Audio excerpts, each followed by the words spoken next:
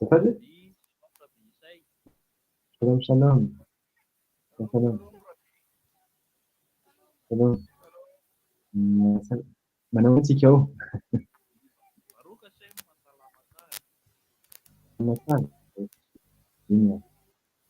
Izy atao zany ny azafady hoe tsy tsendriko moa zany. Shalom shalom. Sadiky Kadmiel. Manao vaovao? Tsisy. Ary maresaka. Inona no misy ary?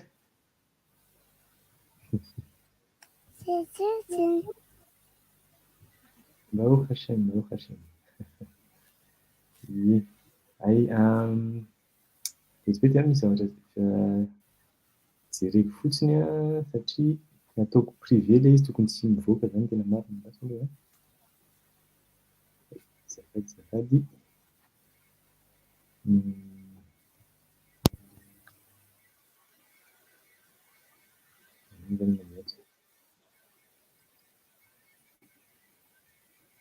Baruch Hashem. Mety? Ny inona io rahabe? Sary akidosha? Ie, io efa mipoitra ilay izy. Efa mipoitra? Baruch Hashem. Afa ataontsika traduction Baruch Hashem. Tsy haiko nefa nataontsika ty introduction ty fa nomboka zany tsika zao Baruch Hashem.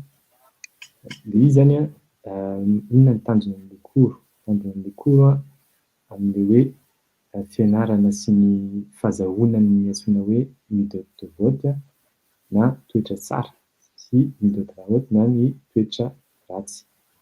Hitantsika hoe rehefa manomboka moa zany mitohy ny chapitre hoe inona tsara ny dikan'ny midote fa maninona ny mikobalim na ny olona mpianatra sody sy mianatra miaina ny inona moa ny fiainana ny Torah alpisody dia tia boky ty. Tsy hoe boky ty moa zany fa ilay zavatra resany ao anatiny no tena mandany androny zareo.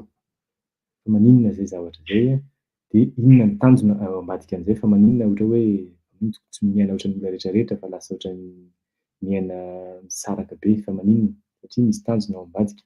Dia izay rehetrarehetra izay Bezat Hashem no ezahana ho atao zany ianarana sady iainana ny tena marina satria ilay izy tsy hoe ianarana fotsiny. Ohatran'ny Torah rehetrarehetra rehefa mianatra Torah zany mahita ao anatiny ao mitzvot. Ny mitzvot tsy jerena fotsiny fa tokony arahana. Bezat Hashem sady tokony atao zany mitzvot positif dia tokony tandremana ny mitzvot négatif. Alohan'ny hanomboka angambany. Satria ilay izy cours dia tokony misy mifandray zany mifampiresaka. Apetrako zany voalohany inona ny raha ohatra ka hoe tenenina ny dikany. Inona atao hoe midote vote.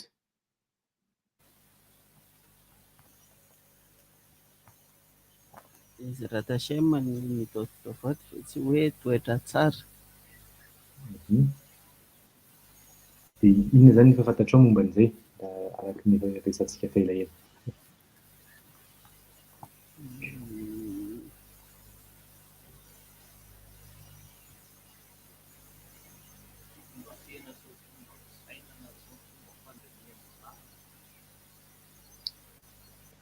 Tsy haiko na nisy niresaka teo fa tsy henoko. Ay, azafady. Ny fitondran-tena dia ny fomba fisainana sy ny fandinihana zavatra iray. Ampy marina izay zany définition izay tsy dia misy olona hafa manana eritreritra hafa. Mendrika. Azafady? Fitondran-tena mendrika. Fitondran-tena mendrika. Ary mifanohitra amin'izay zany ny antsoina hoe midote rahote azoko tsara. Dia inona no atao momba ny midote rahote? Tia hijery an'ilay jereny zavatra azonareo zany hatramin'izay, inona no tokony atao momba ny méthode Raoult?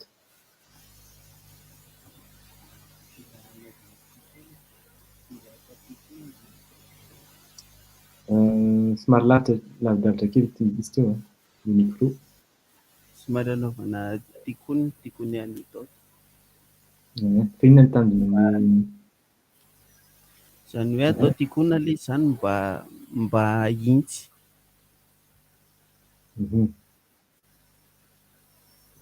Raha ny azoko zany ny méthode Raoult ilaina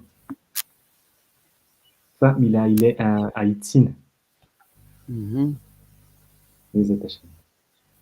Hezatachem sotrabetsaka aloha teny Vaozery anomboka.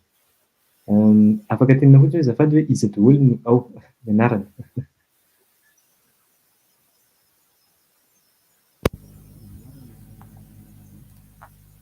Chaim Mishay, dia Nehemia, dia Zakaine David, dia Dévorah, dia Myriam, dia Kadmiel. Miriam sy Kadmiel. Dia Rivka koa maheno ao ambany ao. Genial. Gloria fa anomboka. Dia hovakiana zany Charike Doucha.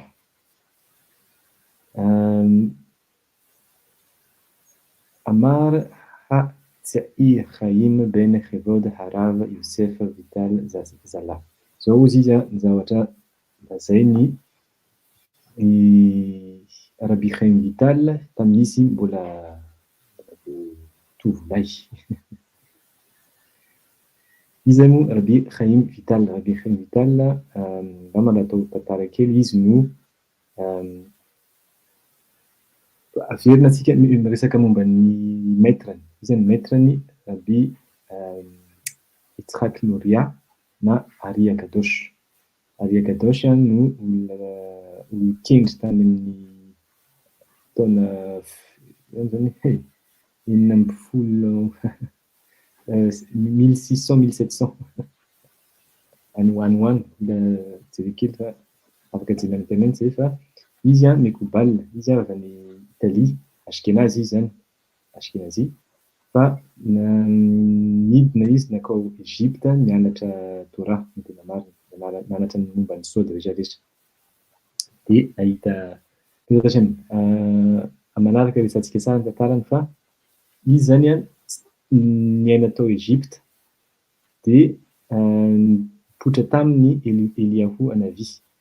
Milaza izy hoe ndana izy anao makany Eres Kodesh na any amin'ny tanomasina Israel fa misy ankizy hianatra aminao dia izy no mendrika mendrika sady manana ny kapasite zany, manana ny fitaovana rehetrarehetra azahoany mandray ny fahaizanao. Tsy mampita azy moa zany manoratra azy. Maninona zay no nitenen'ny Eliahu Hanavi satria izy Ari Akadosh tsy te hiala mihitsy izy ao Egypte satria fantany nefa fa misy ao Tzfat Israel feno Mekobalim, olona mianatra sôdy fa tsy fantany le niveau, tsy fantany le dingana misy an'zareo dia izy hoe ny zavatra nianarako aty hozy izy avo be loatra raha makany za tsy zakan'zareo. Dia tsy te hiala mihitsy izy dia Eliahu Hanavi no miverimberina mipoitra taminy hoe mila mandeha any ianao satria misy mpianatra miandry anao any. Olona mahalala kokoa noho anao ary hozy izy manana kapasite maro bebe kokoa noho anao. Zay izy vao tena resy lahatra satria niteny Eliahu Hanavi hoe mahay kokoa noho anao hozy izy. Lasa zany izy nandeha tany Tzfat dia nahita ny miditra amin'ireny yeshivot reny izy amin'ny resaka Mekobal dia tonga dia ny chef-ny yeshiva ao Tzfat mahalala anazy satria fantatr'olona zany anaran'ny Ari Akadosh. Dia nameny zany ny toerana hoe ty izy mampianary zany ny zay mizarao kely amin'ny zavatra fanananao moa zany sy ny fahalalana sy ny fahendrena. Dia lasa aloha zareo dia nampianatra izy. Teo izy zay vao nahitany angamba ny 2 andro 3 azy nampianatra fa tsy nahitan'le izy hoe tsisy olona mendrika ny afaka zarako an'ity zavatra azoko tamin'ny Torah ty hozy izy. Eny andro fahatelo am'zay ho tonga i Rabbi Chaim Vital. Teo vao hitany zany Rabbi Chaim Vital hoe ty le olona teneniny Eliaou Hanavi, de izy no safidiny Ari Akadosh azahoana ny mahazo an'le Masora. Inona le Masora io? Le Masora na ny tradition na ny fomba no zany hoe lovatsofina ny sodiny Torah satria Ari Akadosh no nahazo nanokatra sy nanazava ny soratra ny Rabbi Shimon Bar Yorai ao anatin'ny Zohar. Zay nahatonga ny Ari Akadosh zany amin'ny tikonina rehetrarehetra nataony tena marina zay nahazoana an'izay mérite zay. De izy zany afaka mampita am'izay izy zao an'ilay fahaizany rehetrarehetra amin'ny Rabbi Chaim Vital. Zay nanoratra zany an'ity Sha'arei Kedushati. Zay zany angamba raha ohatra ka hoe resako kely fotsiny tantaran'ny Rabbi Yosef Vital.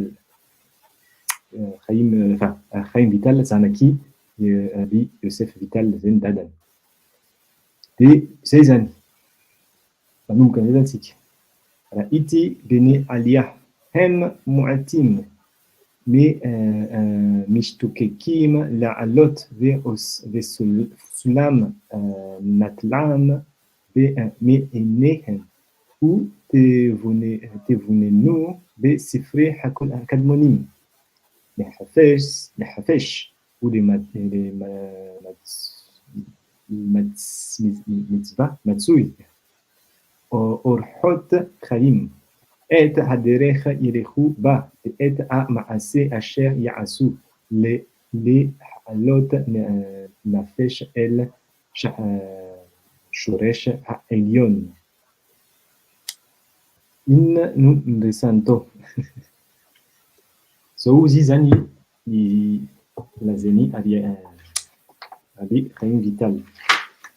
Nahita hono izy raha ity nahita ny olona antsoina hoe Bene Alia. Inona no atao hoe Bene Alia? Izy ny mahalala.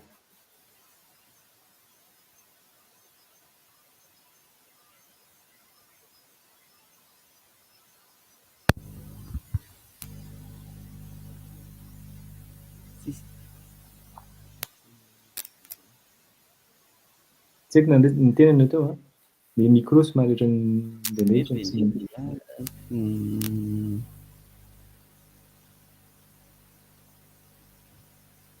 Alia zany ohatrany hoe miakatra. La'alot miakatra.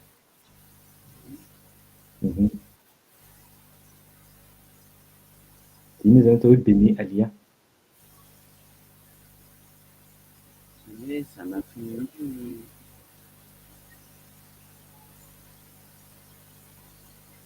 anankiroa miakatra be. Zanaky mpiakatra. Raha ohatra ka tena dika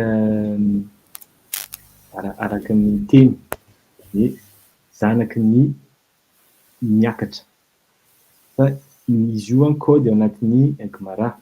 De ny Alia io izy moa ty ao anatin'ny nisy resaka zay nataon'ny Rabbi Shimon Bar Yochai. Ny resaka izy miaraka amin'ireo Chachamim tamin'ny androny. Hoe raha ohatra hozy izy fa misy olona ina moa arivo ny olona moa zany Bene Alia, zay le terme, zay le teny vonasoratra atao. Raha ohatra misy Bene Alia izy arivo de za sy ny zanako ao anatiny. Raha ohatra hozy izy ka raha misy nasana 1000 de avy eo 100. Raha ohatra ka misy 100 de za sy ny zanako Eliezer ny anaran'ny zanaky Rabbi Shimon Bar Yochai no ao anatiny. De raha ohatra hozy izy ka raha misy 10 de zay sy ny za sy ny zanako ao anatin'izay. De raha ohatra ka misy anankiroa de zay sy ny zanako ihany. Farany avy satria idingan'io zany tena marina ny olona tena ohatrany hoe nahazo ny lovatsofina avy any Moshe Rabbeinu, zay antsoina hoe Bene Alia satria ny Torah ny Moshe Rabbeinu zany no napidina ny Torah Aleph fa ny vakina le izy de natao Torah Bet tratran'le Egel Azahad na le Otani avy amin'ny ino izy to ondry omby kely volamena. Omby kely volamena. Dia hotana ataon'ny Ramokisay dia vakiana le Taurat Alef, fa iny tena nampidiny Moshe Rabbeinu, tanjon'ny Moshe Rabbeinu dia hanome an'ireny amin'ny zanak'Israël. Fa zay le izy dia nanoratra anankiray zany izy Taurat Bet manomboka amin'ny Bereshit. Dia iny no nizaraina sady hoentintsika hatramin'izao. Fa ny tanjona nefa dia hoe hiakarana ny Taurat Bet, avy amin'ny Taurat Bet dia miakatra amin'ny Taurat Alef, zay mahatonga ny hoe Bene Alia. Miakatra anao fa tsy mijanona amin'ny antsoina hoe Taurat Bet. Dia zay ny tenenin'ny Rabbi Shimon Bar Yochai, raha ohatra ka misy anankiroa izy dia zay izaho sy ny zanako ihany. Raha ohatra ka misy anankiray fotsiny ozy izy dia izaho rery ozy izy, Rabbi Shimon Bar Yochai. Nefa mila fantarina izy le olon-kendry niara-niaina tamin'ny Rabbi Shimon Bar Yochai tamin'izany fotoana zany. Ao ny antsoina olon-dehibe daholo raha hoe fatao. Rabbi Yehuda Hanassi nanoratra ny Mishnah, na compilation ny Mishnah rehetrarehetra. Rabbi Yochanan Ben Zakkai, olon-dehibe zany. Dia nefa Rabbi Shimon Bar Yochai tonga avy any miteny izy, raha ohatra ka ho izy ka misy olon-kendry na olona Bene Alia eto amin'ity olona mianatra eto Jérusalem eto dia zaho anatiny. Raha ohatra hoe anankiray fotsiny dia zaho izy no mitondra an'izany titre zany. Ohatran'ny hoe arrogance, fa tsy arrogance izy satria zavatra tsy gava zany izy, fa tena hoe zay no zava-misy, réalité le izy, fa tsy hoe misehoseho Rabbi Shimon Bar Yochai Chazve Shalom. Satria hitany efa manana an'izay dingana ananef zay anao dia hitanao daholo ny zavatra, tsy zavatra miafina.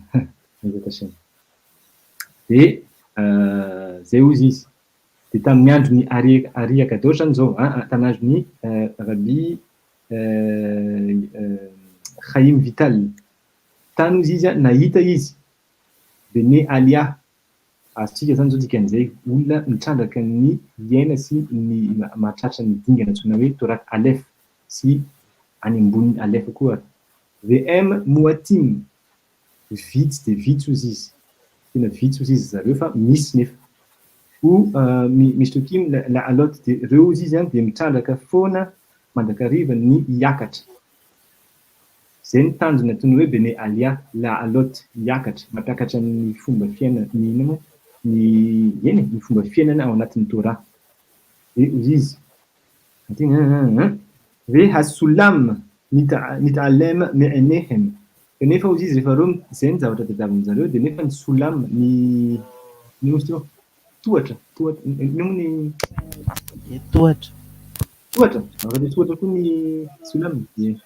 Ny tohatra ozy zany dia miala foana eo anatrehan'ny masony zareo. Ohatran'ny hoe hitan'izareo zany le lalana andehanana, fa rehefa avy eo vao manatona zareo dia manjavona tsampoka na miempotra le tohatra.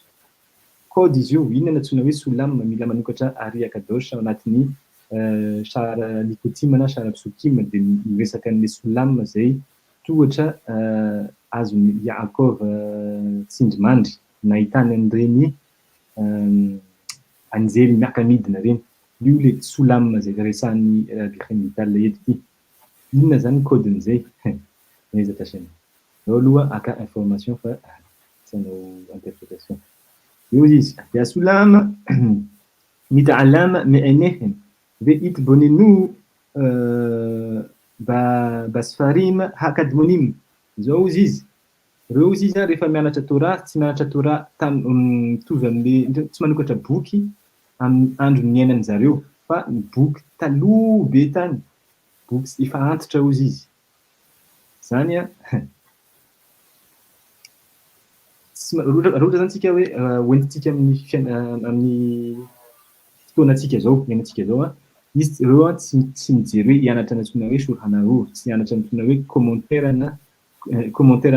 ny Shulchan Aruch, fa inona tadiavin'ny zareo hianatra ny Mishnah, satria ny Mishnah ny anisan'ny boky faran'izay antitra. Mianatra ny reny soratanana voaray sy voatazona reny Tanaim, ohatran'ny hoe Rabbi Shimon Bar Yochai Zohar, zavatra soratra efa antitra be zany, efa ela be, sy Rabbi Yehona Ben Akane. Nefa zay no fototra ny fampianaran'ny Mosar Afriki. Mitovy amin'izay misy, satria ny tanjona Mosar Afriki dia mametraka ny fiainana ny Torah fa amin'ny dingana avo. Tsy miteny mihitsy zany ny Mosar Afriki hoe aloha ny générationtsika efa génération efa tsy manana hery intsony fa zay vitany de vitany moa zany fa tsy maintsy miteny hoe ny tanjona zany anisan'ny tanjon'ny nosy arafika le hoe tsy misy ny olona manana hery hiainan'le zavatra tokony hiainan'ny zanak'Israël tokony hiainan'ny zareo tany amin'ny tany anefitra de hoe mahazo ny Torat Aleph possible aussi zany zay zany teny tsy hoe possible hono possible zany satria vao fotsiny ny boky taloha aza jerena ny zava-misy aty satria iny efa ny boky rehetrarehetra vosoratra hatramin'izao de fanarahana ny vahoakan'ny Israël zay iverana fa efa midina ozy izy zay mihitsy ny terme midina de atao hoe dor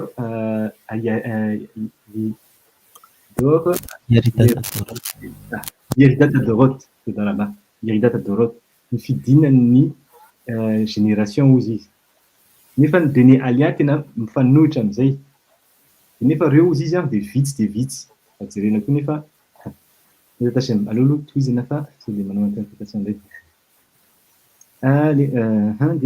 les khatej ou les mitzvot rehut chaim ina ozy zavatra tadiavin'ny zareo ao anatin'ny fiainana iainan'ny zareo izy de mitrandraka ina misy zavatra tadiavin'ny zareo hoe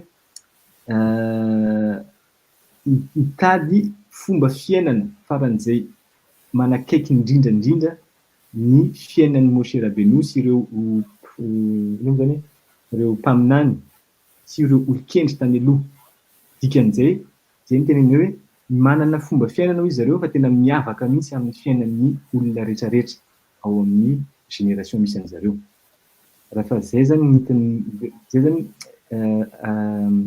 araha mitala eto mizara kody zareo izy fa raha ohatra ka misy olona miaina ohatrany hoe hitanao fa olona miaina taona tokony tsy miaina miaraka amin'ny taonany efa signe zay ozy izy tsy manaraka lamaody tsy manaraka ohatrany hoe olona zao maka mohatra atsika a Madagasikara misy any olona tena hoe rehefa hoe miaina any renivohitra zany tena miaina ohatran'ny hoe moderne misy indray nefa olona miaina ohatran'ny fiainan'ny taloha tany aloha tany miasa tany manao ny fomba rehetrarehetra mitazona ny zavatra misy tany aloha de am'izao fotoana zao izy zany rehefa tenenina zay zany de tambany vohitra olona tsy miaina amin'ny taonany ina nefa zavatra teneny Rabbi Chaim Vital eto reny ozy izy ny antsoina hoe Bene Alia reo no mitazona ny fomba reo no mitazona ny fomba fiainana faran'izay avy indrindra fazamazakazaka mihitsy ozy izy mandeha amin'ny fiainan'olona rehetrarehetra fa zay zavatra zay tsy zay mahatonga ny hoe vitsy ny olona manana an'izany satria ny fiainana amin'ny génération manaraka ny be sy ny maro fa tsy intsony zany le hoe na de diso ara ny be sy ny maro ny lalan'ny be sy ny maro za tsy anaraka ny zareo hoe tsy anaraka ny lalana diso ny be sy ny maro fa aloha tazomina ihany ny emet satria Torat Aleph no antsoina hoe Torat Emet raha nanaraka anareo korony natony zaraiko momba ny Aleph Rabbi Akiva de Aleph ozy izy Emet Lamed Picha famarinana ozy izy no ampianarinao no ampianarina amin'ny vavanao iverina koa Picha Lamed Emet ny vavanao dia hianatra famarinana Emet zay ny rachete votiny Aleph Lamed Aleph Lamed P de nefa tsika nefa zay zavatra zay kody araky ny korony resantsika iny hoe kody momba ny Torat Aleph tsangana famarinana fa tsy manaraka ohatran'ny rezaka siny olany be sy ny maro et haderer yelehu ba ואת המעשה אשר יעשו להעלות נפשם על שורשה העליון. Maninona hoy izy ireo manaraka an'izany lalana zany fa maninona ireo ohatrany hoe manasaritra ny fiainana mba miaina ohatrany olona mahaiza miaina ohatrany olona rehetra rehefa mihinana de mihinana kely misasa foana mitazona ny misy fadiovana iny fahendrena tsy mora tery satria ohatrany tsy miaina amin'ny fihetseham-po fa hoe fetena sy ny sisa de ohatrany hoe sarotra le fiainana fa inona ozy izy ny tanjona ao anatin'izay satria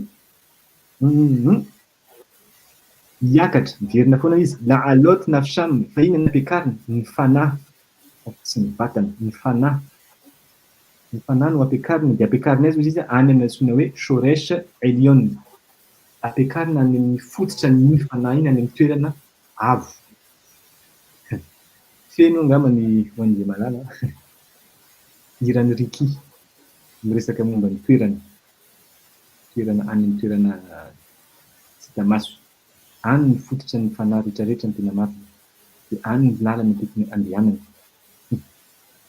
satria zay ny tanjona rehefa miaina ohatran'izany fa tsy miaina hitany tokotany ity zany zay zany hoe raha ohatra ka ny tanjona ny olona anankiray dia hoe miaina sy miadana eto amin'ity tontolo ity dia Hachem anampy anazy hiaina anatin'izany tontolo izany mety manan-karena izy mety zavatra vetivavy no azony fa kosa rehefa vita ny fotoanany ao eto amin'ity toerana ity dia tsy hoe tsisy fa manana ny toerana izy any amin'ny toerana tsy hita maso any fa arakaraky ny zavatra nataony teto misy sasany tena hoe namena eto tany daholo ny anjarany dia tsisy zany izy ny anjarany any antsoina hoe olam aba fa izay ny tanjon'ny antsoina hoe bene alia fa ny bene alia dia hoe fantany fa ty toerana ty fandalovana zany koa fantatsika amin'ny malagasy fomba fifahendrena malagasy tany ty andalovana fotsiny dikan'izay zay azo atao rehetrarehetra atao amin'ny manao asa soa sy ny fitazomana ny fahamasinana sy ny sisa azahoana mérite rehefa miala amin'ity tany ity miaina amin'ny toerana avo anankiray any amin'ny toerana tsy hita maso amin'izao fotoana koa aratsika lasa ohatra ny mihevitra mihitsy hoe ty zany ny tena tontolo ty ny tena izy ty ny tena fiainana fa ny any aoriana any tsy fantatra dia rehefa avy eo rehefa tonga manantona moa zany fa hoe tonga akanjosanao ny fahafatesana dia matahotra fa maninona matahotra matoa matahotra ny tsy matahotra fa tokony hoe vitako ny zavatra tokony nataoko teto fa matonga matahotra satria misy tsy fantatra ny tanjony le fiainana andalovana eto dia matahotra fa tsy zavatra tokony atahorana mihitsy zany satria eto fandalovana fotsiny fa mitahotra koa avy amin'inona avy amin'ny fihetseham-po nefa antsika ny eto natsoina hoe midoroboka ny fitazomana sy ny gérena natsoina hoe émotion ny fihetseham-po moa zany zay ny tanjona ny midote tsy ny émotion no mitondra ny fiainana fa anao no mibaiko ny émotion ilaina ny émotion fa tsy hoe tsy ilaina fa mibaiko hoe amin'ity fotoana ity no ampiasaiko azy eo amin'ny lafin'izay rehetrarehetra iainana tezatasina et manohy shoresh elion ou ledabek bo idbarah dia ny tanjona rehefa miakatra any amin'ny toerana havany izy dia ny tanjona dia hoe mipetraka ifandray horay amin'ny nanahary izay nahary zanahary satria idbarah zany no antsoina hoe nahary magaga ohatra ny teny gasy daholo dia misy fanontaniana ohatra amin'izao fa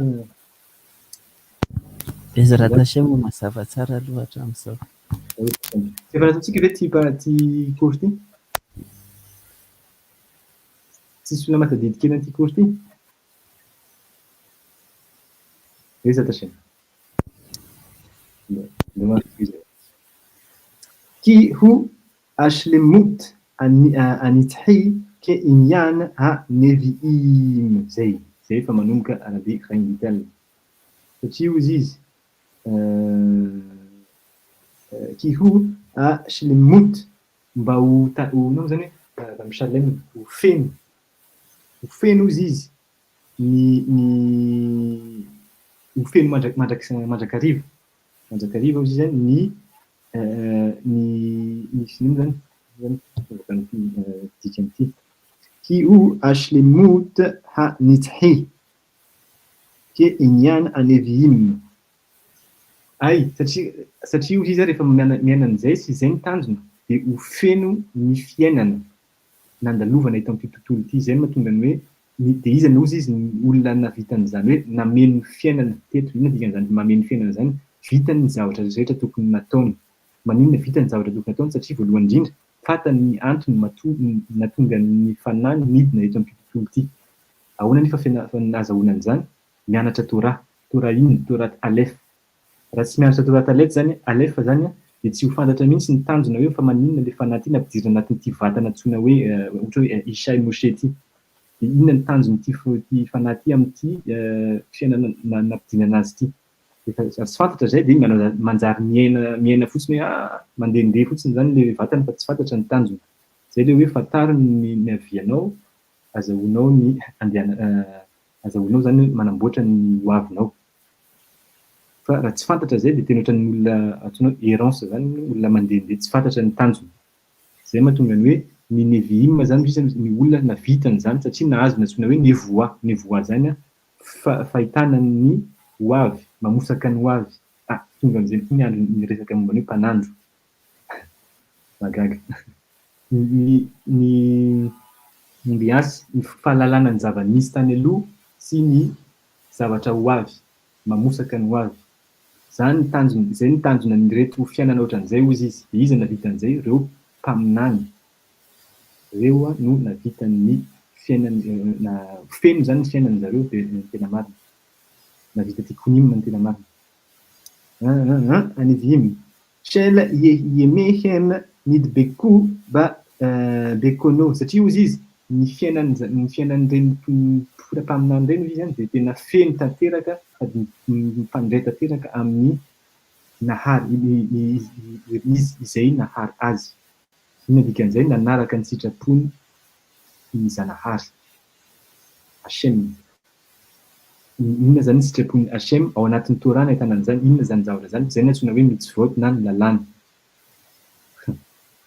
Na ny fomba sy ny fady. Raha vao tsy manaraka ny fomba sy ny fady zany dia fantatra fa tsy manaraka ny sitrapony Zanahary.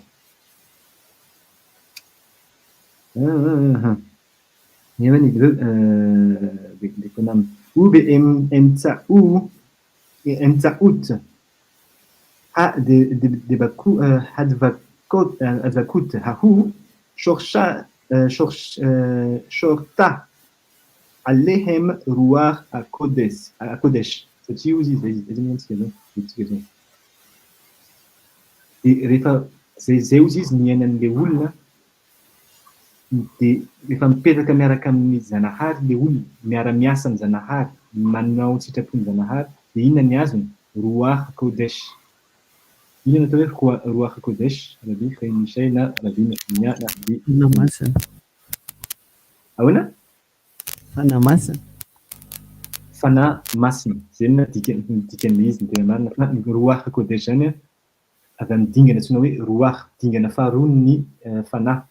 Misy ny fesh dia avy eo ruach. Dia any amin'iny antsoina hoe ruach iny na rivotra masina. Fa nadika izy natao hoe fanahy masina. Dia nefa inona ny zavatra azo rehefa manana ny ruach hakodesh? Ny zavatra hoavy na nevoa na ny faminaniana. Mahita ny zavatra efa nitranga dia mahita ny zavatra hoavy. Satria miara-miasa ny Hashem na Zanahary tsy tafiditra anatin'ny tsy sady zay hoe vehuhaya vehu ove vehu hihie. Efa teo izy, eo izy dia mbola eo izy. Zay ny anaran'ny Hashem. Dikan'izay rehefa mipetaka amin'ny Hashem anao na amin'ny Zanahary dia manana an'izany kapasite zany antsoina hoe ruach hakodesh. Hitanareo ny boky kely ity kely mangamanga kely, ohatran'ny hoe tsisy dikany, fa jereo ny ambition anatiny. Mba hoe olona rehetrarehetra izay tena hoe te hiakatra hananana an'izany hoe Beni Alia zany, zay ny tanjona. Ny tanjona eto zany dia hoe hamantarana ny zavatra niainan'ity fanahy hoentiko ity anatin'ny vatana ity, dia inona ny tokony hanamboarana azy, dia inona zany ny tokony atao. Rehefa vita izay, feno ny fiainana. Feno ny fiainana satria miara-miasa amin'ny Hashem, dia miara-miasa amin'ny Hashem, mahazo ny antsoina hoe ruach hakodesh. Dia amin'izay fotoana izay mila fitaovana. Apetrako mama ny fanontaniana mila fitaovana ve rehefa mahazo an'izay?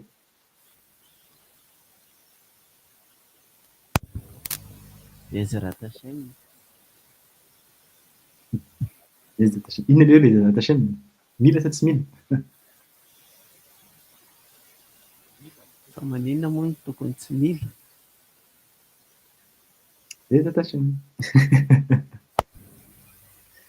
Bezrat Hashem andao anohy izy ruach hakodesh. روح القدس. لي أوروتام إزي حديريخ يشكون أور dia rehefa mahazo an'izay dingana zay antsoina hoe Ruach Kodesh dia tsy vitan'izay fa mbola mitrandraka ny anatina antsoina hoe Ruach Kodesh satria inona ny fahazahoana ny Ruach Kodesh? Orot, lumière na fahazavana avy amin'inona amin'izay tsy Zanahary, tsy hoe tsy Zanahary Chazé Shalom, tsy Hashem intsony fa miditra amin'ny Ensof amin'izay tsika zao satria ny or rehetrarehetra izay resantsika avy amin'ny hoe or Ensof Baruch Hu. Zany izy fa dingana Bezat Hashem. Le ha'ir enehem be razé Torah. Zay hoy izy satria rehefa miaina an'izay tsy manana Ruach Kodesh dia le mahavita miakatra any amin'ny toerana avo dia any amin'ny toerana avo any anao no manakaiky indrindra kokoa ny antsoina hoe Ensof. Rehefa amin'ny Ensof anao mahazo orot na fahazavana dia makaiza zany orot zany ao anatin'ny masonao azahoanao izy manana fahitana lavitra. Hoe fahitana lavitra fa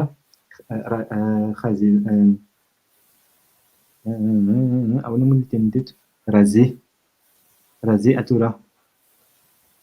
Dia razé Torah azahoanao izy mamaky amin'izay le Torat Bet sy le Torat Alef dia hitanao amin'izay ny tsiambaratelo rehetrarehetra miafina ambadika ny Torah. Na Sod. Rehefa resaka antsika zao miresaka momba ny antsoina hoe Torat Alef, mila fantarina fa ny Torat Alef dia ao anatin'ny Ari Akadosh miresaka an'izay Pshat Gan Eden. Inona dikan'izay hoe Pshat Gan Eden? Pshat ny Sod. Ny zavatra rehetrarehetra ny tena marina zany ny Sod rehetrarehetra ianarana hita tazana ao amin'ny internet sy ny zarana sy ny sisa Pshat. Vola dingana Pshat fotsiny izy, resaka hoe Sefirot, resaka Orot, resaka Partsufim, Abba, Ima, sy ny sisa. Pshat, aty Sod.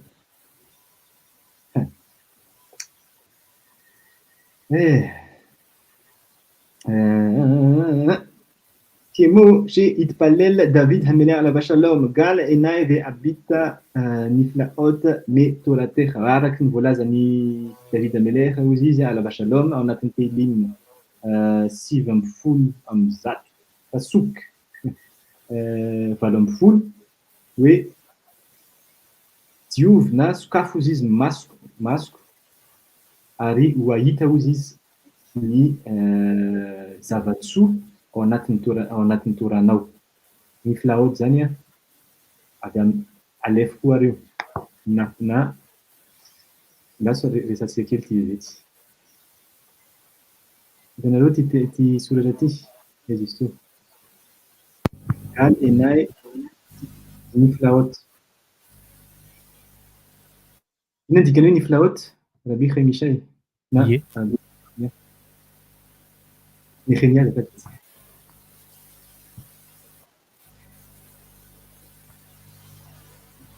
Inona dikan'ny filaot?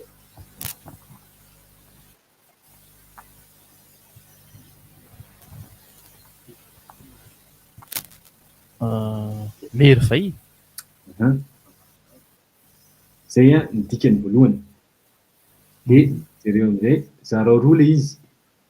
Ty ny tapany voalohany, ty ny tapany faharoa. Dia manome inona? Nafal ot. Inona dikan'izay? Le nafal indray hoe nampidinina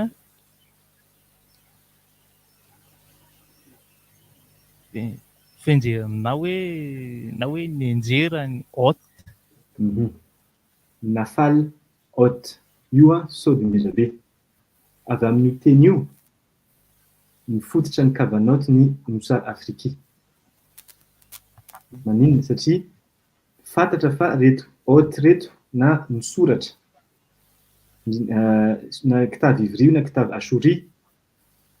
Aloha mihitsy resako hoe kitavy ashori dia orot na fahazavana fa nenjera, tsy hoe nenjera avy any amin'ny toerana avo midina tontolo dia isaka ny midina tontolo zareo faran'izay akaiky indrindra ny Ensof natsoina hoe kitavy ivry.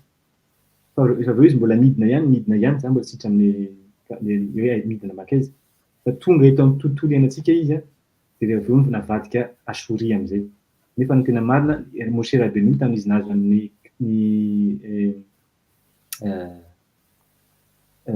Logota io ve? Amin'ny teny gasy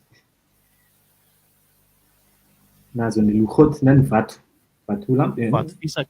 vato fisaka anankiroa de fa kitavy ivry ny soratra tao na toraty alef io na toraty bet kitavy ivry fa rehefa aveo tonga taty amin'ny andron'ny Ezra araky ny hitantsika tamin'ny cours efa elaela efa tamintsika tamin'ny Kalisha mbola tany Jérusalem resahana le izy hoe Ezra no avy amin'ny soratry ny Ezra no nanapahana hoe aloha am'zay avadika le zavatra ny kitavy ivry miaraka amin'ny lashon aramika izy ho an'ny idiote le na olona tsotra satria ohatra ka tena hoe olona tsotra de hoe kitavy asouris miaraka amin'ny lashon kodesh no ho an'ny olona ohatrany hoe andrina noble nefa asouris no tena hitantsika tamin'ny fianarana iny fa ny asouris no mandoto tanana rehefa soratana amin'ny hoditra omby sy manoratra Sefer Torah na mezuzot ozy izy raha kasihan'ny tanana de mandoto tanana satria mety ane iadaim hoe satria le izy ôhatra maloto efa latsaka ambany be reto kitavy ivry reto asouris reto fa ozy izy Mishna ny kitavy ivry raha ohatra ka soratanao anatina hoe manao mezuzah na manoratra Torah sy mandoto tanana satria kadosh akaiky kokoa ny akadosh baruch izay hoe nafal ôd tia dikany voalohany merveille na ny ano zany amin'ny teny gasy zavatsoa ao anatin'ny Torah zava-mahatalanjona zava-mahatalanjona betsaka de nefa izy rehefa zaranao roa nafal ôd hitanao izy zany tsy ambaratery ao anatin'ny reto soratra latsaka reto ina ny soratra latsaka kitavy asouris kitavy ivry ara mba tsy de latsaka be fa ao anatin'izay koa misy ny antsoina hoe tagim na ny couronne misy amin'ny reto kitavy asouris reto de ny soratra rehetrarehetra misy couronne mila fantarina fa raha ohatra ka telo ny ratsan'le couronne dikan'izay tena latsaka ambany be le ôhatra mila atao tikony zay ny tanjona zay mahatonga ny kavanaty nosara afriky dia mifototra foana amin'ny otiote zay mahatonga koa otiote de Rabbi Akiva binekona benekane kavanaty rehetrarehetra de fa ao amin'ny otiote de zay ny tsika nijanona teo momba ny nafal ôt na nifla ôt ولي أدريخام بدريخ يشار لليخت تعير مشابه أميزومان لحم إم بني عليا nanaraka anjareo izy izy Rabbi Chaim Vital anatin'ny any misy ano zany atao ir ville anankiray de mba nanana ano zany ny hevitra hoe mba ahazo anjareo zany resaka aminjareo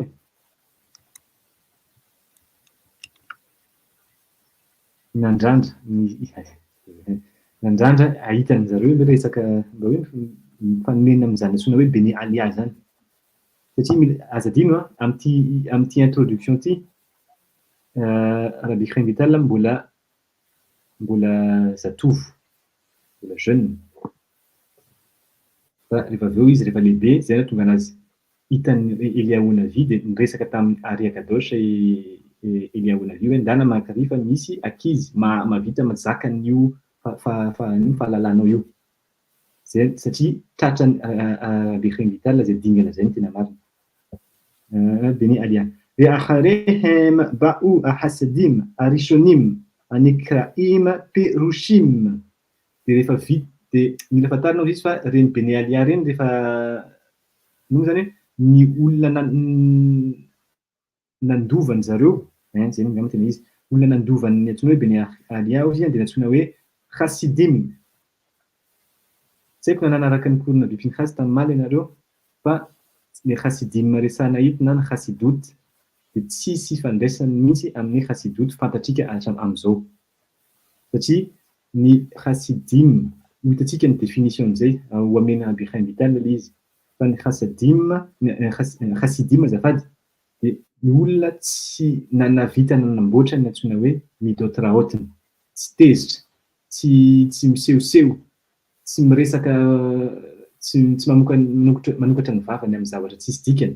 Fa rehefa manokatra vava dia anatin'ny miresaka momba Torah na rehefa hoe mila manaja olona satria miresaka ilay olona dia ajany ilay izy dia ny olona dia miresaka anao, tsy mandainga, tsy manao lasonara, tsy manao motsy shemcha. Dia ny resaka ny mahimna fijangajangana sy ny plaisir rehetrarehetra eto amin'ity tontolo eto ity tsy miditra amin'izany izy. Dia ny farany tsy malahelo, olona tsy alahelo anatin'ny fo fa olona falifaly foana. Vitany zany nanamboatra an'izany dingana efatra ireny dia mahazo an'izay dingana antsoina hoe Beni Alias izy, na dingana tena manakaiky indrindra antsoina hoe Beni Alias zay zavatra zay Hasidim. Fa ny Hasidut hitantsika amin'izao fotoana mety tasiny aleo manaraka resana. Rishonim, ny Hasidim Rishonim izy ny voalohany indrindra antsoina hoe Hasidim, reo ny antsoina hoe Tanaim tena marina, Anikraim Perushim na ny ahoana izy ny fiantsoana zareo, ireo mpanazava. Manazava ino? Manazava ny Torah, manazava ny Mishnah, Torah Shebealpe na ny Torah voasoratra sy Torah Torah Shebealpe na lovatsofina na avy amin'ny vava sy Torah Shebirtav. Mpanazava zany zareo, manazava an'ireny. O Biksho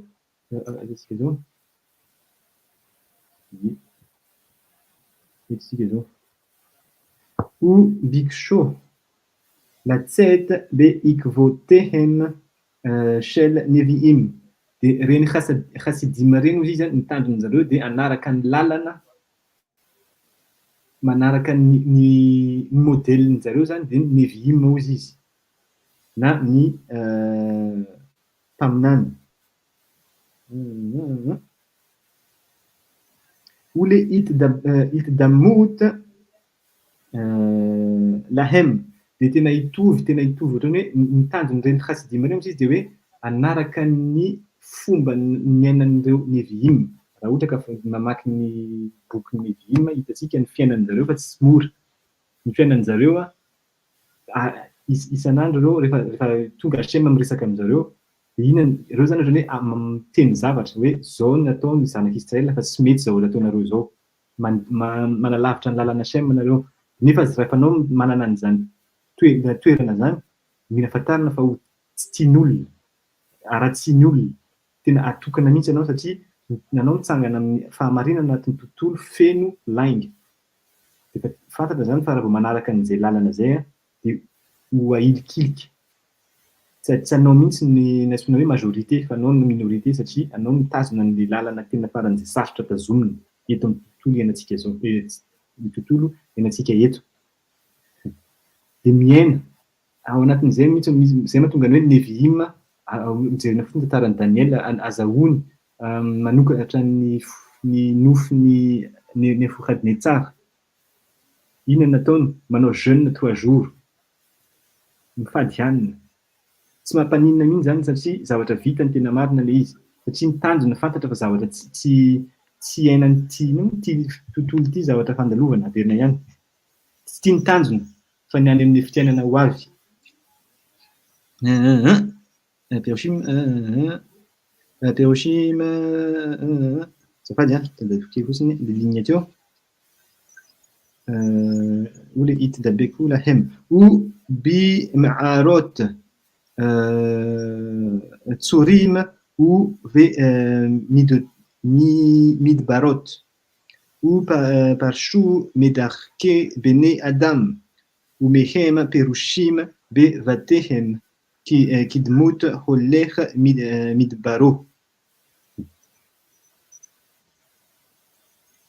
Vechol hayom vechol alayla tamid lo yahshu lehalel et boram be'eseg batorah. Zay ny teny nazavainy teo hoe Tsika zao. Tsika atao raha. Ny fiainan'jareo izy tena sarotra.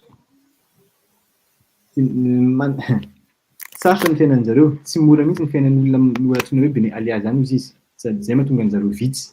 Ary ny isan-kalina ozy izy, isan'andro dia ny zavatra angatan'jareo dia azahoana ianarana Torah foana. Mianatra dia mianatra dia mianatra. Satria izay ihany ny fomba azahoana zany hoe azahoana fitaovana rehetrarehetra anamboarana ny midot raot ary azahoana ny dingana antsoina hoe chasidim dia rehefa avy eo neviim dia rehefa avy eo bene alia.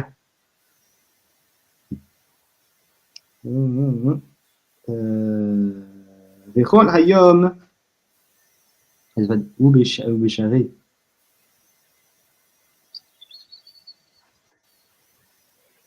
Ou Béchiré, David Hameler à la Vachalom à Mesamachim et Halev. Arakinle ira nsoratan'ny David Hameler ozy izy izay hoe ampafaly ny fo. Satria ny fianarana Torah no mitondra ny simcha na ny hafaliana. Io ny antsoina hoe fanamboarana an'le olona ohatrany hoe feno alahelo, tsy faly mihitsy amin'ny zavatra ananany dia sady tsy faly amin'ny sedrasedra iainany. Satria tsy ampy fianarana Torah dia tsy faly amin'ny fo. Rehefa misy olona zany olona manana an'izay hoe toetra ohatran'izay hoe mora malahelo, mora resy zany zany tena hoe dépressif tena hoe dépressif.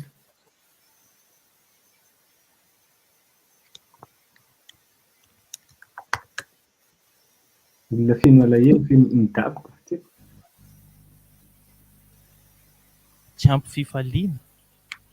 Tsy ampy fifaliana dia tonga dia mila fantarina zany zao fa satria tsy ampy ny fianarana Torah.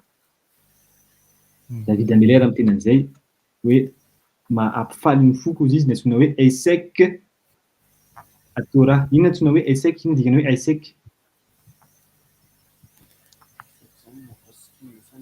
Mifantoka amin'ny Torah. Échec manokana amin'ny fotoanany. Manokana fotoana. Misy fotoana manokana sady tsy miova mihitsy ilay izy. Échec à Torah zany tena zay ilay izy, manokana fotoana ho an'ny Torah.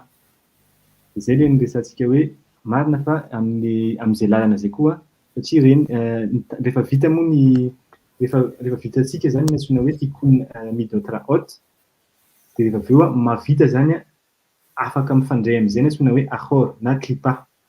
Satria raha mbola tsy vita ny antsoina hoe klipa ny tikun midot raot dia ny klipa nefa iny no ohatran'ny hoe varavarana tazomina azahoany orot avy amin'ny kedusha. Manjary lalaoviny zany ny midot raot iny dia manjary rehefa izay azavana rehetrarehetra ampidinina dia lasa any amin'ny klipa daholo. Nefa tokony manana anjarany izy fa tokony le olona no miteny hoe zany no mandidy fa tsy anao. Hoe tia no ameko anao fa tsy anao no maka tonga dia hoe mangalatra an'ilay orot. Amin'izay fotoana izay zany nataony afaka miasa izy amin'ny achor na klipa. Izay no mahatonga ny kavanaotin'ny nosara afriky avy eo ihany sady ao anatin'ny kedusha mampiasa ny antsoina hoe lashon kodesh, lashon ivry dia mampiasa koa lashon arami. Ao anatin'ny amida manaraka izy resika fa anatin'ny amida misy dingana anankiray misy atao ilay amida tsotra dia avy eo mandalo amin'ny otiyot izay ianao vao miditra amin'ny antsoina hoe achor. Ny amida ny nosara afriky irery ihany no manao an'izany hatramin'izao afaka teneniko hoe izy tsisy olona manao an'izany any Israel amin'izao fotoana iainantsika zao. Raha misy angambany dia mety hoe vitsina, tena vitsina fa ny hoe olona nametraka an'izany hoe ho lasa nosara na fomba fanaovana amida nosara afriky botsina kadisha ihany nanao an'izany. Izay no mahatonga hoe satria mila miara-miasa amin'ny klipa rehefa avy eo. Tsy zarazarana tsony zany izy, tsy atao tsony zany atao hoe Torah bête hoe tiany klipa, tiany kedusha. Fa le olona manana dingana antsoina hoe bene alia sy mitrandraka an'izany mipetraka eo anivon'izy roa. Dikan'izay sady manao kakedoshano, manao mampiasa miasa miaraka amin'ny klipa dia ho ray ehad. Zay no antsoina hoe Hashem Elokenu, Hashem ehad. Amin'izay fotoana zay ianao no afaka manao an'izay, no afaka miteny hoe tena hoe ehad. Fa raha vao mbola hoe Hashem ehad nefa anao miteny aleo aloha fa mikedosha ihany natao fa ohatra zao rehefa manao mivavaka, misy pasoky amin'ny teny araméen zay fantatry Rabbi Chemitraina, Rabbi Nehemia angambany. Rehefa tonga amin'ny pasoky iny amin'ny shacharit dia tsy tenenina mafy le izy. Fantatrareo hoe pasoky iny toerana iny? Le amin'ny Ovaly Tzion sa le amin'ny Fikara? Ovaly Tzion. Dia rehefa hoe ata kadosh Yosef Tehilot kadosh kadosh kadosh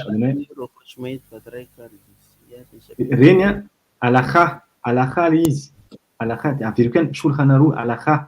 Rehefa tonga araméen terme aramika hozy izy dia tsy tenenina mafy satria maninona atao tsy tenenina mafy satria miavaka zay. Misy ny antsoina hoe kedosha dia efa miresaka satria zay no efa fantatry olona hatramin'izay fa ny antsoina hoe lashon aramika na teny araméenne dia io no azony antsoina hoe klipa. Tonga dia miresaka zany ianao mila fantarina hatramin'ny manoka zao rehefa manao araméen dia miresaka amin'ny klipa. Zay no mahatonga ny koa ny kadish atao amin'ny araméen araka ny cours efa nizarana io, zay ny antony. Dia zay zany mahatonga hoe ny kavana rehefa tena anao miaina anatina antsoina hoe Torat Aleph tsy misy miavaka intsony. Zay mahatonga koa anatin'ny rehefa mivavaka ao anatin'ny sary Afriky tsy mampidina feo zany anao rehefa tonga eo, resahanao izy ataonao mafy satria anao tsy matahotra ny klipa intsony hoe sao dia fantatrao izy satria anao miara-miasa aminy. Dia zay koa mahatonga an'ilay hoe rehefa amin'izay dingana zay anao dia mahazo manao kadish na anao rery ary tsy voatery anao misy minyan fa zay zavatra zay mbola tsy azo ampianarina aloha amin'ny publika. Misy kavana sy manokana mihitsy momba an'izay satria ianao rehefa mahay miara-miasa ny antsoina hoe achor. Dia zay angambany hoe niresansika tamin'ny farany teo hoe momba ny fombantsika malagasy sady misy kedosha koa izy misy achor. Dia zay hoe rehefa ampiakarina ny fianarana any amin'ny arina dia tsy maintsy miara-miakatra ny antsoina hoe fianarana ny Torah antsoina kedosha zany.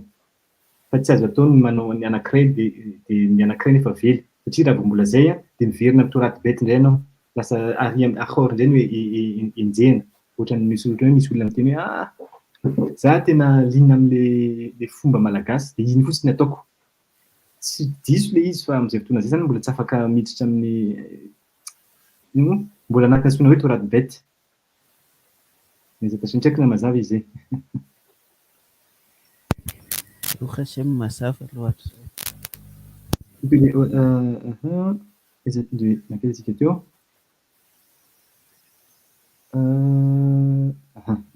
à lève. Les tsarir. Ça va bien, voilà. Ad Asher. Ad Asher Tidbeku a Marshavtam Bekoa Acheshek Nirtza Beorot Aelionot Itmidu Bechaf Kol Yemehem Ad Asher Alu Lemadrega Rua Hakodesh Beitnabeu Belo Yasafu Kemo She Tirgaem Unkelus Velo Pasaku Veim Hayotam qui lo réisé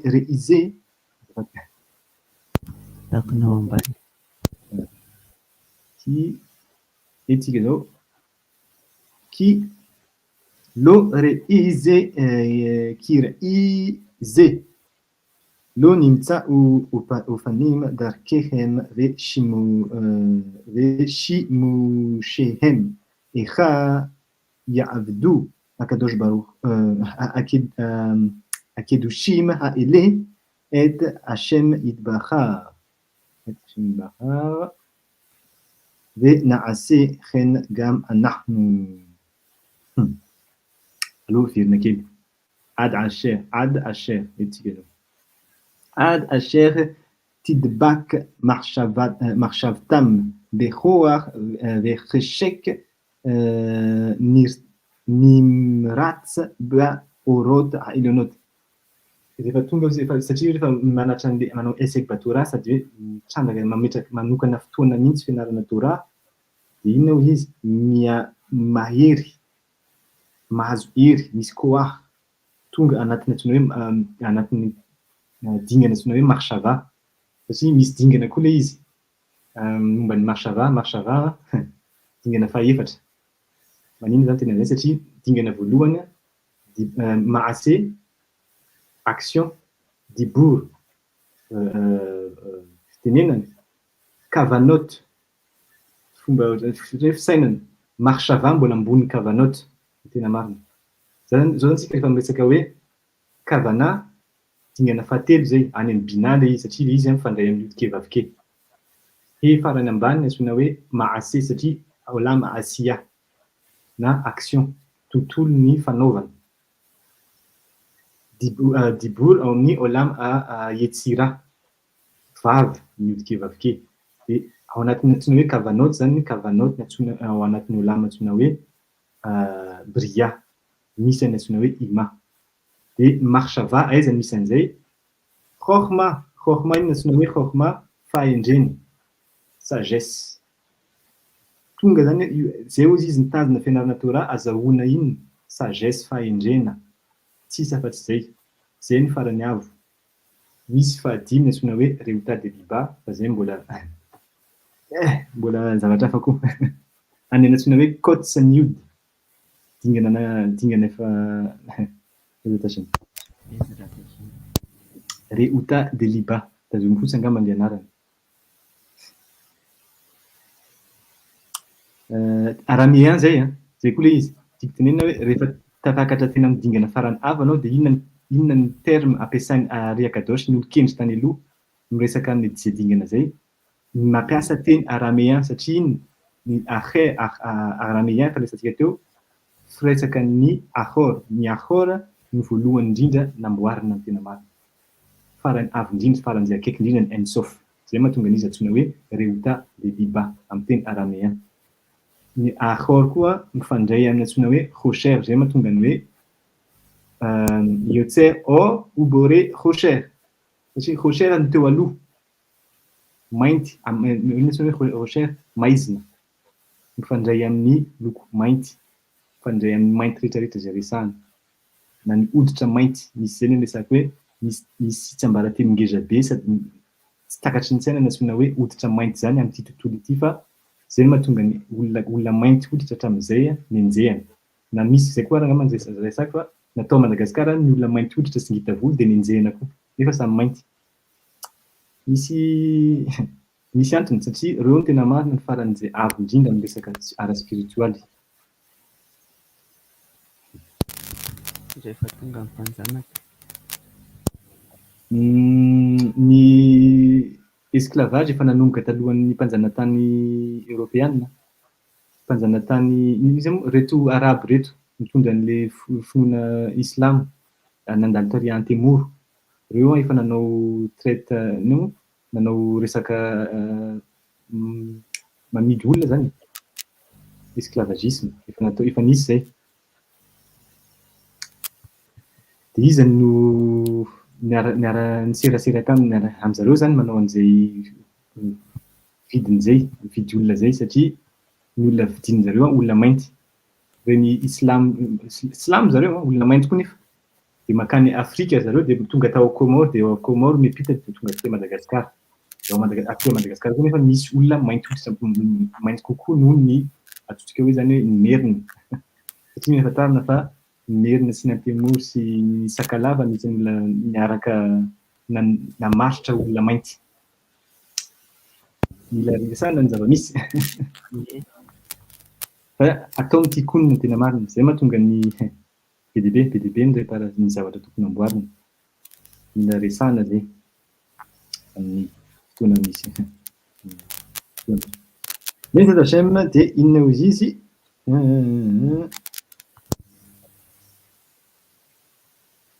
dia zay ozy izy rahabe Chaim Vital manao an'le famarinana conclusion-n'le introduction.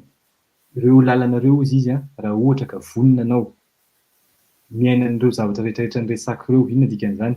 Mitsangana anao eo anatrehan'izao tontolo izao, ary izao tontolo izao dia hanenjika anao. Satria mitsangana momba ny fahamarinana sy ny fanarahana ny Hashem, Zanahary, ilay nahary anao. Ary rehefa mitsangana anao amin'izay dia sokafana sy omena anao ny fitaovana rehetrarehetra ilainao azahoanao miresaka sy mitazona izany lalana zany derrière. Raha vonona ozy izy ianao avy amin'ny fanampiana Hashem, zay koa zany zavatra logika. Dia zay mitanjona an'ity boky ity, azahoanao ny Ruach HaKodesh sy ny dingana antsoina hoe Bene Alia. Boky kely, mila fantarina fa reto vitsy ny olona mianatra an'ity ao Israel, tsisy olona manokatra an'ity. Zao tantara niainako, zarako angambany. Tamin'izaho mbola tsy navita conversion fa nefa nanaraka nisy accompagnement nataon'ny Pinchas. Dia misy yeshiva malaza hoe rehefa ohatra misy olona zany avy any ivelany ny Israel te hanao conversion dia mankany amin'io yeshiva io. Misy section français dia francophone dia section anglophone. Za tsy hanona an'ilay anarana. Fa nandehanako zany io satria zay hoy izy Pinchas hoe ndehanao izy makany dia manokafa zany dossier azahoanao manana dossier sady tafiditra anatin'ny iry Jerusalem, anatin'ny vilany Jerusalem zany dossier-nao. Tamin'ny voalohany za vao tonga tany dia nandeha tany za. Dia niresaka zany nametraka fanontaniana ilay olona mazava ho azy. Hoe inona zany inona nataonao fa maninona anao makaty Israel manao ny conversion-nao fa nga tsisy consistoire, tsisy olona afaka nanao conversion-nao any amin'ny toerana nandehananao any France sy ny sisa. Dia novaliko natsipriny. Fa rehefa avy eo resaka amin'izay izy dia rehefa anao zany aty ozy izy aiza anao mipetraka? Teneniko le rabbin manaraka anao no mipetrahako dia izy no miantoka ny rehetrarehetra. Gaga izy. Tsy possible ozy izy zany. Inona dikan'izany dia hoe manaiky ve ozy izy le rabbin manaraka anao hoe anao hianatra aty aminay. Dia nefa izy mbola amelanao zany izy mianatra aty aminay dia nefa izy miantoka ny zavatra ataonao. Dia izy hoe zay hono fa fanarahana. Tena tsy nanaiky zareo satria maninona? Satria mila fantarina fa ny conversion amin'ny Israel dia mila miaraka amin'ny vola. Tsy jerena ny motivation-ny olona fa ny vola hoe ny zavatra tadiavin'izareo zany hoe ahoana ny fomba ataon'ity olona ity azahoany mandoha vola ao anatin'ny yeshivako. Zay ny zavatra voalohany jerena. Mampalahelo fa zay ny izy, zay ny réalité. Dia rehefa maheno zany ireo hoe misy olona vonona ohatran'ny hoe mikarakara miantoka an'ilay toerana sy ny sisa, nefa izy tsy mianatra ao fa mianatra aty aminay, dia tonga dia gaga ireo izy koa zany olona zany. Very vola fotsiny izy nefa tsy izy manaraka an'ilay olona. Dia tsy azony zareo zany fa ahoana koa ny olona mahavita manao an'izany nefa zany antsoina hoe chesed. Dia vita zay. Dia nanontany izy dia inona zany nianaranareo ozy izy zany? Dia dia zaho mianatra Halakha, Shulchan Aruch, Ben Ishrai. Teo dia efa nanomboka niembotra kely zareo, Ben Ishrai, miresaka sôdy zany. Dia teny hoe dia ny fianarana midoty ho tena ianarako dia izany teny hoe ity boky Rabbi Chaim Vital Sha'arei Kedusha ianarana. Na vao maheno an'ity ianarana an'ity boky ity zareo inona nataony? Iny fa vita ny entretien fa manaraka amin'ny afaka 2 andro ianareo izy ameko ny valiny. Dia nahazo mail za. Izy tsy mety ozy izy le candidature anao fa tsy tafiditra amin'ny standard andrasanay. Dia averiko satria tamin'izay niresaka an'ilay hoe Sha'arei Kedusha iny teneniny. Ianareo ve ozy izy maharitra an'izany? Sha'arei Kedusha zany zavatra Torah sôdy zany tsy azo ianarana. Anao mbola aty amin'ny conversion tokony mandalo any amin'ny dingana farany ambany tsy farany ambany fa dingana voalohany. Ary amin'ny hoe Halakha fotsiny tsy mahazo miditra amin'ny antsoina hoe sôdy. Ity zany efa sôdy ho an'zareo nefa ity tikkun amidot na fomba olona endry. Dia tena ozy izy ny olona manao conversion ozy izy raha vao mianatra sôdy zany tsy raisinay. Zany teneniny.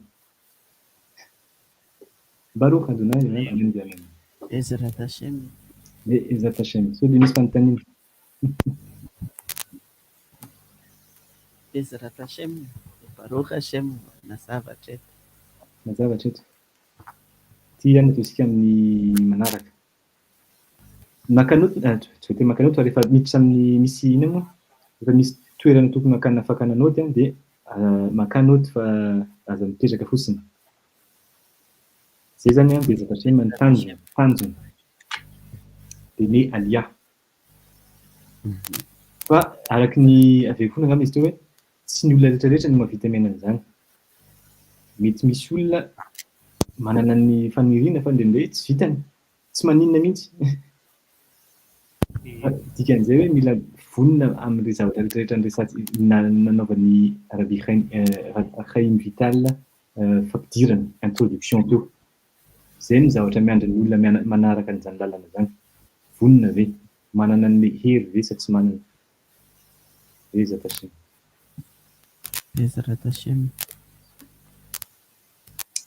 Zay zany ny amin'ity. Raha tsisy fanontaniana dia afaka janona zany. Bezarata Hashem.